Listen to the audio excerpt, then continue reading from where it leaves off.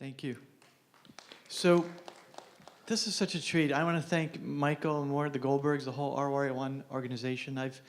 I can't tell you how fun this is, meeting all of you. And it's actually, I've been doing this for like 25 years. I've given so many talks. This is the first time I've ever given a lecture in a t-shirt. And it feels really good. And I think I'm going to keep doing it. So, okay. So I'm lucky enough to be at the Children's Hospital of Philadelphia. And there's my email if anybody wants it. And I'll show you another slide later with it, and you can email me. And there's, for those of you who really have no life and do Twitter, I occasionally send out tweets too. So let's see. We could coordinate all this stuff here. So I belong to an organization called MHouse, which stands for the Malignant Hyperthermia Association of the United States. That's our logo. This is Henry Rosenberg. He's our president and longtime MH expert, probably one of the most famous faces of MH in the world. And he and I had been good friends for a long time, and I was one of the consultants on our hotline, which I'll explain to you in a few slides. And a few years ago, he asked me if I would take over as the first, sort of the head of this MH hotline, the medical director. And I said, well, Henry, I'm really swamped with work. I've got all these things going on. I don't really think I can do that. But then what he said is, well, I'll tell you what, I will double your salary. I said, well, really? Okay. But then I realized that there was no salary. And so I guess there's no disclosures. Okay. So what I want to talk about today is just give you a little bit of an overview of what is MH, or MH is what we commonly call malignant hyperthermia. Hyper, not hypo. And what's its link to RYR1? I want to talk to you a little bit about our organization, MHouse, and also the North American MH Registry. We have Barbara Andom in the audience today, and she runs that. And hopefully, if you don't know her by now, you will by the end of today. And how to have a general anesthesia without getting MH. So I was asked to talk about MH here, but the reality is that because of all of you here in this room knowing about your RYR1 mutations, you will hopefully never have MH. At least not while anesthetized. So I really want to make this talk mostly about how you all can have anesthesia safely. So this is Michael Denborough. He's the gentleman that discovered MH and categorized its inheritance patterns. He unfortunately passed away in 2014. And so what happened was that he was in Australia, and he was an internist with a specialty in genetics. And he heard about this patient that was admitted to their hospital. It was a young man who had been in a car accident, and he comes to the hospital, and they're about to do emergency surgery on him. He says, no, wait, don't. And they're like, what's going on? They said, 6 of my relatives have died during anesthesia. So please don't give me any anesthesia. And they're like, no, don't worry. You'll be fine. We've got this new drug called halothane. Well, of course, halothane is an old drug now for us. But we know that halothane, along with all the other anesthesia gases, cause MH. So, and they didn't have the antidote in those days, dantrolene. So they said, don't worry, we've got this new drug, halothane, you're going to be fine. And they put him to sleep, and guess what happened? He started getting MH. And so, of course, they immediately turned off the halothane, and they bathed him in ice, and they were able to save him. And Mike Denborough had heard about this young man, and he started to investigate his family and put all the pieces together and with a pedigree and determined that of its inheritance patterns. And that was published in the early 1960s. And things just sort of, rolled from there, and we've made a lot of progress in this area. So, some important MH principles. There are 2 kinds of anesthetics, commonly used anesthetics. We use them every day, that cause MH in people that are susceptible. You become MH susceptible by inheriting a mutation. The most common mutation is an ryanodine mutation on RYR1. So any of the anesthesia gases, I just put up a bottle here of sevoflurane. That's the most common anesthetic we use for children. There's 2 other kinds of anesthesia gases. The names aren't important. They're called isoflurane and desflurane. But the main thing to know is that it's all the anesthesia gases that are associated with MH. But there's also another drug here, and I touched on it a little bit yesterday in the Q&A, and that's called succinylcholine. Succinylcholine is a muscle relaxant. it makes you instantly paralyzed. And like I said yesterday, that sounds kind of creepy if you're not an anesthesiologist, but it's actually a really good drug that saves people's lives every day because it relaxes your muscles, and it does it instantaneously. If I give it to somebody, literally within seconds, their entire body relaxes, and I can breathe for them and save their life if I need to. But this drug has also been associated with triggering malignant hyperthermia in susceptible patients. So those are the two main drugs that you cannot receive. MH has also been associated with people under extreme heat or exercise conditions, or sometimes for no reason whatsoever. It's pretty rare. I'll say a little bit more about it later, but I know it has happened to at least one family in this room, and that it's rare, but it exists. Okay, so a few years ago, I was lucky enough to get an article published about MH in JAMA, the Journal of the American Medical Association. And one of the nice things they do for authors is they assign a medical artist to help you. And so this great artist here from Hopkins, close by, drew some really nice pictures of MH for me. And I'm not going to go into too much detail here because I know we learned a lot about that yesterday, but I just wanted to show you some important principles. So let's see if I can magnify this a little bit. So normally you have an action potential that causes your muscles to move, and it involves sodium and potassium and calcium like we learned about from Dr. Dirksen yesterday. And so all that is great, but if you have a problem with your ryanodine receptor, then it doesn't work as well as it could. So yesterday we learned that it could be either leaky or too tight. The thing about anesthesia here is that, so here's our butterfly-shaped ryanodine receptor, which we saw so nicely yesterday. These little purple dots are the calcium that comes into the middle of the muscle cell. Now normally, without this mutation, the ryanodine receptor opens and closes and lets in just the right amount of calcium. But if you have a mutation and you're exposed to anesthesia, to one of those drugs I showed you before, then this ryanodine receptor will stay open. It will stay open, and too much calcium will come into the middle of the muscle cell. It will cause too much muscle contraction. And when that happens, we don't call it contraction anymore. We call it a contracture. If that happens, the muscle cell then burns up all its energy, all its ATP, and the muscle cell dies. And when a muscle cell dies, it releases some bad things that shouldn't be in the bloodstream at very high concentrations. So the most important one is potassium, and there's another element called, a compound called myoglobin. Both of those can injure the organs of the body. And what eventually ends up happening during an anesthetic is that you get a lot of things that you shouldn't have happen to you under anesthesia that hopefully your anesthesiologist will notice. So your heart rate will go up, your breathing will go up, the amount of carbon dioxide that you release. One of the monitors that we use in anesthesia is to see how much carbon dioxide people are breathing out. That goes way up. And the reason that it does is because your cells are becoming sort of a revved up state. It's what we call hypermetabolic. They're working too hard. So we'll see excess CO2 come out. The patient will become rigid from this contracture. And this whole process, while these cells are dying, they eliminate heat. So people will start to become hot, and you can become extremely hot. So hot that it starts to interfere with your body's processes. Now, almost, I would imagine every anesthesiologist that has been trained knows about MH and knows what to look for. So these symptoms are usually pretty obvious, if not right away, then after a few minutes to anesthesiologists. So that's what happens with MH in the operating room.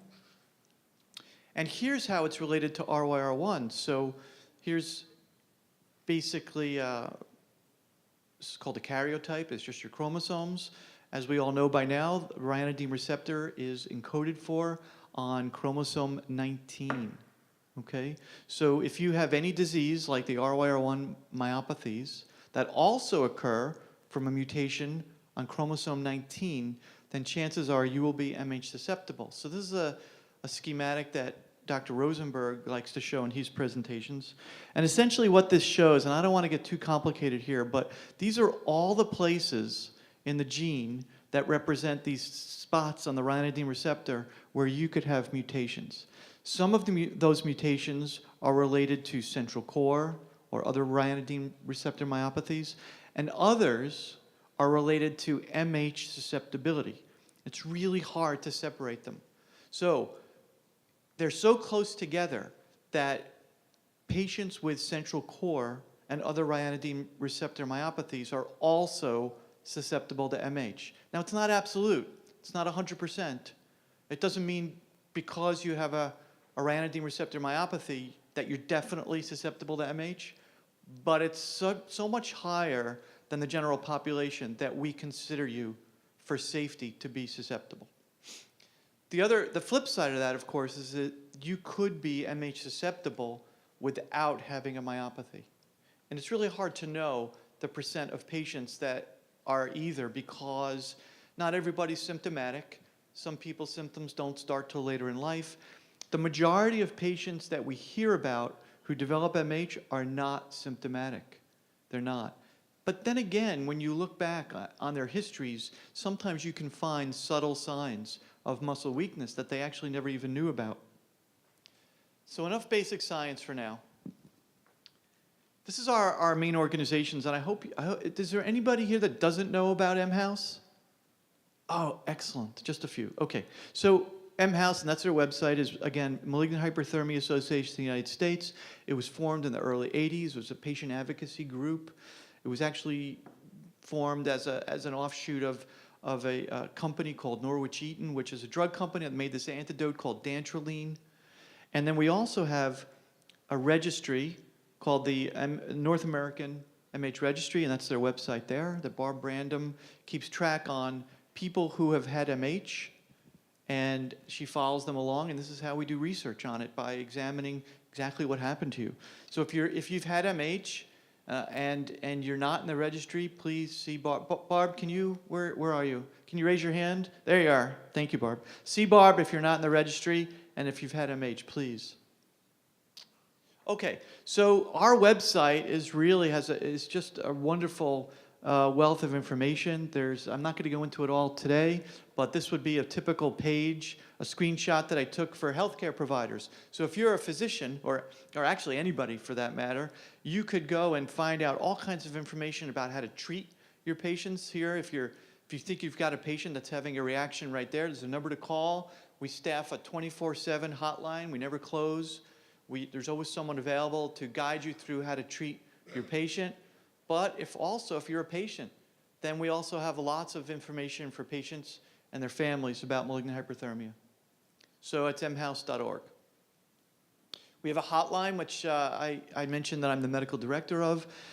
Any given moment, we've got 3 or 4 hotline experts, people who are experts in malignant hyperthermia, to take your calls any time of the day or night if you have anything urgent. If it's not so urgent, we'll get back to you in normal hours. This is a screenshot I took. It's a Google pin map of the calls that we received in 2015. And you could see here, I mean, this is all over the country. There's no special place that it occurs. We get calls from everywhere, except, of course, like, Wyoming, because there's just no people in Wyoming. But, it's from everywhere. I wanted to say a little bit about Awake MH. I know we talked about it a little bit yesterday, so without going into too much detail about individual case histories, well, I will tell you one story, and that is and it's because it's someone we knew. A pediatric anesthesiologist was visiting her sister in California. Her sister is a single mom, and she has a little girl. And they were at the beach, and the little girl had a cold or a viral syndrome of some sort, and she developed a fever, and they took her home, and they took her temperature, and it was really high. It was like 106 or something. It was way too high. So the aunt, the pediatric anesthesiologist, got very alarmed. They took her to the emergency room, and they treated her, and she did okay. But she said to her sister, something's not right. She doesn't look right, and her temperature's too high. You really should get this checked out. In the intervening, so what subsequently happened was that the sister and the little girl, they moved across the country. They lived in Boston, and the same thing happened. And the mom remembered that the aunt said, hey, you know, this is not good. She shouldn't have this high a fever. It's dangerous. So she took her to the emergency room. But unfortunately, by the time she got to the emergency room, her temperature was really high. It was something about, you know, at least 107, 108. And she had started to seize then because of the fever. And unfortunately, she didn't make it. I took that call on the hotline. I was on call that particular day that she came in. And by the time she got to the emergency room, her potassium, now a normal potassium level is about 4, maybe 5 at the most. Her potassium was 12. And that's just not incompatible, that's not compatible with life. And so what happens is that we think that there are these rare cases of what we call awake MH, for lack of a better term, non-anesthesia related MH, where people for some reason, and we don't know why, will just develop MH under certain, I don't know, conditions like heat or exercise, or Barb and I were talking this morning, maybe it's a virus. It's just something we don't know about, because Barb does know about a patient from North Carolina that triggered without the heat or the exercise. So we don't know what causes it, but for all intents and purposes, it looks like MH in the operating room. So we don't know too much about it. We know that we have at least, 8 reported cases, or 8 cases that we know of now. So, what if you need anesthesia? Hopefully none of you here will, but let's face it, it's inevitable, it's gonna happen, that we will need surgery and anesthesia in our lifetimes. How can you be anesthetized safely? And the reality is that there's those 2 classes of drugs that I talked about, the gases and succinylcholine, but everything else is safe. I mean, I've listed a whole bunch here, and we'll make the slides available to everybody, but everybody can get all these drugs. The most important drug that you will get is right now, at least the way anesthesia is right now, is called propofol. It's an IV anesthetic. Michael Jackson liked it. And so if he had used it properly, he'd still be alive. We'd be enjoying his music. But any of these drugs are safe. So any of the narcotics, this is morphine. You know, there's steroids like dexamethasone. This is Tylenol. There's this vecuronium, which is a neuromuscular blocker. Nitrous oxide is safe. You can go to the dentist. Get as much nitrous oxide as you want. Go for it. I do. Local anesthetics are fine. Every other drug is safe. So let's finish up here. The bad news is, if you're here, you're susceptible to MH. The good news is, if you're here, you're protected. And why are you protected? Because we know. You're not part of the general population who have never had their genes, you know, sequenced, because the vast majority, almost all patients who develop MH don't know that they have the mutation. They come in, they get a regular anesthetic, and they develop MH. But you all here are protected. So you're actually safer. You have a higher safety coming into the operating room than the general population. If you've had MH, please see Barb and join our registry. And please join MHouse, or at least our Facebook group that Kurt runs. Let's sum up. So you cannot get anesthesia gas. These are the 3 anesthesia gases we use now: sevoflurane, isoflurane, and desflurane. There's not much difference between them, honestly. The important thing for you to know is you can't have them. Propofol. Propofol is the drug you can have and you should have. Now, there are other IV anesthetics that we use occasionally, but this is the main one now.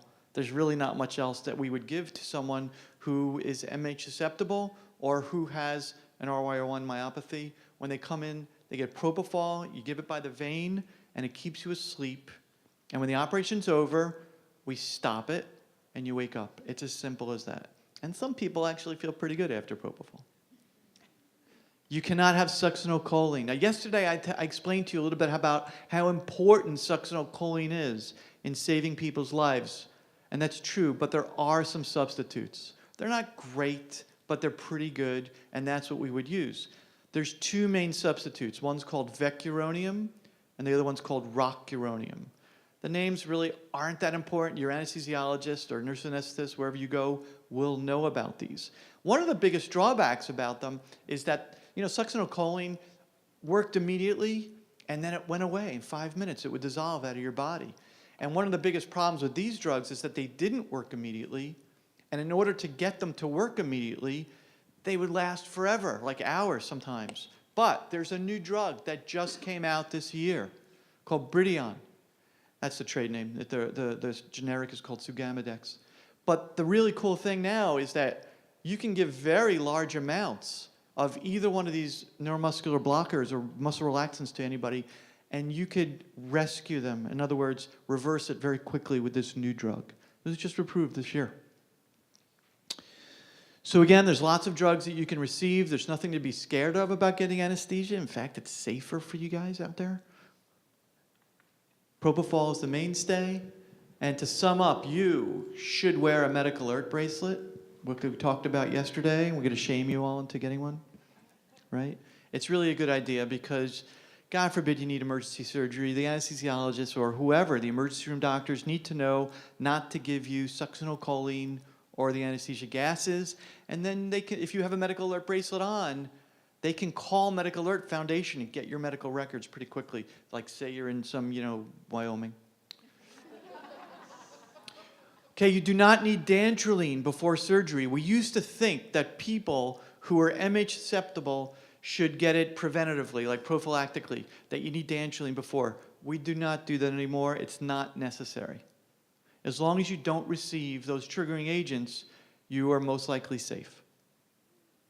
You do not need a biopsy before surgery. I can't tell you how many cases we hear about in our office where you'll go for surgery, or a patient will go for surgery and say, I'm susceptible MH, and the anesthesiologist says, well, did you get a biopsy? It's like, no, but I just know. Well, we're not going to do your surgery because you haven't had a biopsy. It's just their kind of way of copping out and going home, getting on the golf course earlier. So you tell them you do not need a biopsy before surgery. You just consider me MH susceptible and don't give me gas. You don't need to stay longer after the surgery. We used to recommend, because we didn't know a lot about what would happen, but we used to recommend that patients be observed in the hospital for at least 4 hours after your surgery, just to make sure. The reality is that MH doesn't occur after your surgery. It only occurs during it. So now we treat all MH susceptible people, all of you here, should be treated normally. If you have a surgery and you get what we call a non-triggering technique, you get propofol, you can go home just like everybody else. We're going to kick you out. And you can have your surgery in any kind of hospital, even a day surgery, even a doc-in-the-box kind of thing. However, let me give you a caveat. There's very few places that will actually do that. And in fact, even at CHOP, we do not do children who are MH susceptible at what we call our surgery centers out in the community. And the reason, you can, but the reason is it's mainly because it's a hassle. It's a hassle because you have to think about other things. When you're in the surgery center and you're doing lots of ear tubes or tonsils in a day, you just want to go through the motions and get the kids in and out. And you don't want to have to think about, oh my God, this kid's MH susceptible, let me set up the propofol, let me make sure I don't have any gases around. What if something happens, we're an hour away, we don't want to be that far from CHOP. So the reality is that, honestly, there's very few places that will do this, but you can. There's no danger. Every place has propofol, and you can have your surgery done at a surgery center or a plastic surgeon's office or wherever you want to get your cosmetic procedure done. And that's it. There's my email again, and I'm happy to take any questions now or whenever. Thank you for having me.